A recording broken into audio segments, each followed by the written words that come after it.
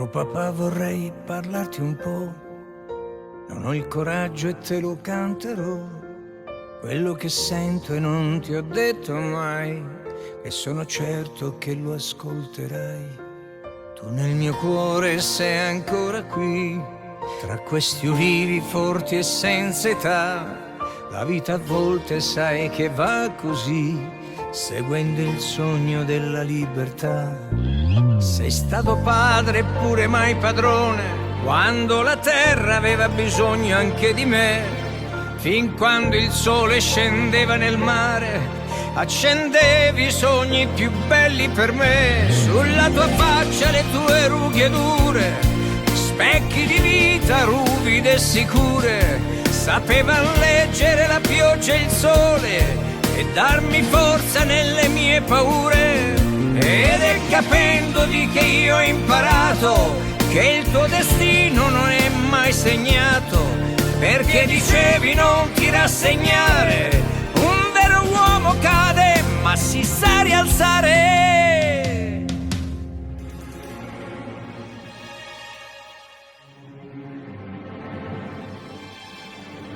Certe volte mi trattavi male, ma lo facevi per il troppo amore.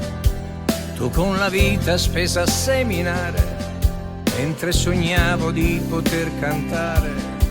Più passa il tempo e più mi rendo conto che sono l'uomo che volevi tu.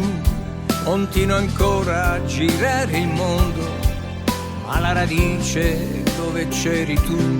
Sei stato padre eppure mai padrone, quando la terra aveva bisogno anche di me, aspettando insieme il calar del sole, e ti riempivo di tutti i miei perché. La vita intorno perde ogni sapore, in pochi sanno cos'è l'amore, solo il denaro conta veramente. Abbiamo tutto e non abbiamo niente, ma tu di me non ti preoccupare, sono tuo figlio e me la so cavare. Sento che passi ancora tra gli ulivi e nel mio cuore tu lo sai che vivi.